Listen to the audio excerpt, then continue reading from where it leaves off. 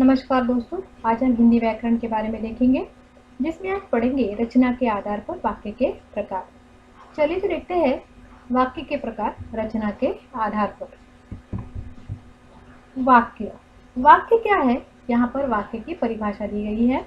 शब्दों का वह समूह जिससे कोई अर्थ निकले उसे क्या कहते हैं? वाक्य कहते हैं। जैसे कि यहाँ पर उदाहरण दिया है, आज बहुत सर्दी है। यह एक वाक्य है, इसका एक अर्थ निकलता है। अगर इस वाक्य के शब्दों का क्रम बदलेंगे तो वह वाक्य नहीं बनेगा, क्योंकि उसका कोई अर्थ ही नहीं निकलेगा। मतलब वाक्य बनाने के लिए शब्दों का क्रम होना जरूरी होता है। दूसरा वाक्य है, तुम किसके लड़के हो। तीसरा है, यह मीराबाई का भजन है। तो ये क्या है? वाक्य है। तो शब्दों का वह समूह जिससे कोई अर्थ निकले उसे क्या कहते हैं? वाक्य कहते हैं। रचना के आधार पर वाक्य के प्रकार। तो रचना के आधार पर वाक्य के 3 प्रकार होते हैं: सरल वाक्य, संयुक्त वाक्य और मिश्र वाक्य। चलिए तो देखते हैं सरल वाक्य। सरल वाक्य की परिभाषा है, जिस वाक्य में केवल एक क्रिया होती है उसे सरल वाक्य कहते हैं। जैसे कि हम उदाहरण दिया है, मोहन पुस्तक पढ़ता है। मतलब यहाँ पर पढ़ने की एक ही क्रिया है, इसलिए ये क्या है? सरल वाक्य है। दूसरा वाक्य है, सीता पाठशाला जाती है। यहाँ पर जाने की एक ही क्रिया है, इसलिए क्या है? सरल वाक्य है।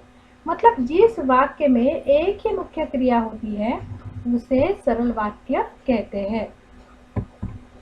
दूसरा है संयुक्त वाक्य। संयुक्त वाक्य की परिभाषा है, जिस वाक्य में 2 या 2 से अधिक मुख्य उपवाक्य होते हैं उसे संयुक्त वाक्य कहते हैं। जैसे कि यहाँ पर उदाहरण दिया है, राम पाठ पढ़ता है और श्याम सुनता है। यहाँ पर राम पाठ पढ़ता है एक वाक्य है और दूसरा वाक्य है श्याम सुनता है। तो इन 2 वाक्यों को और इस समुच्चय बोधक अव्यय ने जोड़ा है, इसलिए क्या है? संयुक्त वाक्य है। दूसरा है, सावित्रीबाई हताश हो गई और जोर जोर से रोने लगी। यहाँ पर सावित्रीबाई हताश हो गई, यह एक वाक्य है, और दूसरा वाक्य है जोर जोर से रोने लगी। इन 2 वाक्यों को और ने जोड़ा है और क्या है? समुच्चय बोधक अव्यय है।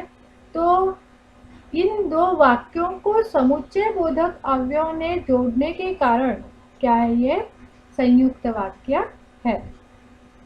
तो संयुक्त वाक्य में 2 या 2 से अधिक सरल वाक्य समुच्चय बोधक अव्यय से जुड़े होते हैं। समुच्चय बोधक अव्यय कौन से हैं?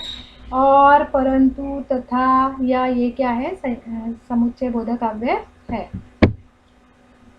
तीसरा है मिश्र वाक्य। मिश्र वाक्य की परिभाषा देखते हैं, जिस वाक्य में एक मुख्य वाक्य होता है और एक या एक से अधिक उपवाक्य होते हैं उसे मिश्र वाक्य कहते हैं। जैसे कि यहाँ पर उदाहरण दिया है, गुरुजी ने संदेश दिया कि अनिल परीक्षा में प्रथम आएगा। यहाँ पर गुरुजी ने संदेश दिया, ये क्या है? प्रधान वाक्य। और परीक्षा में अनिल परीक्षा में प्रथम आएगा, ये क्या है? उसका आश्रित वाक्य, इसलिए क्या है? मिश्र वाक्य है। दूसरा वाक्य है, मनुष्य उन प्राणियों का आदर करते हैं जो परोपकारी होते हैं। तो मनुष्य उन प्राणियों का आदर करते हैं, ये प्रधान वाक्य है। जो परोपकारी होते हैं वह क्या है? आश्रित वाक्य है, इसलिए क्या है? मिश्र वाक्य। तो जिस वाक्य में एक प्रधान और शेष आश्रित उपवाक्य हो उसे क्या कहते हैं? मिश्रित वाक्य कहते हैं। स्वाध्याय देखेंगे। निम्नलिखित वाक्यों के प्रकार पहचान कर लिखिए। पहला है, स्वरा का पत्र आया है। मतलब आने की क्रिया है, यहाँ पर एक ही क्रिया है, इसलिए क्या है? सरल वाक्य। दूसरा है, हम दोनों के पंख है और हम दोनों फूलों का रस चूसते हैं। तो यहाँ पर 2 वाक्य है, हम दोनों के पंख है और दूसरा वाक्य है हम दोनों फूलों का रस चूसते हैं। इन 2 वाक्यों को और इस समुच्चय बोधक अव्यय ने जोड़ा है, इसलिए क्या है? संयुक्त वाक्य। तीसरा है, शेर एक जंगली पशु है जो जंगल का राजा कहलाता है।